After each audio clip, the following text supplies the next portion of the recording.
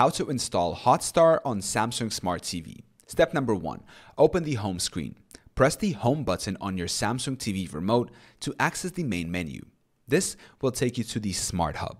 Step number 2. Navigate to the Apps section. In the Smart Hub menu, scroll and select the Apps option.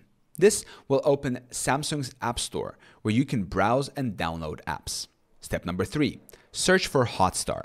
Once in the Apps section, use the search feature, often represented by a magnifying glass icon, to look for Hotstar. Type in Hotstar using the on-screen keyboard and select it from the search results. Step number 4. Select and install the Hotstar app. Select the Hotstar app from the search results to open its details page.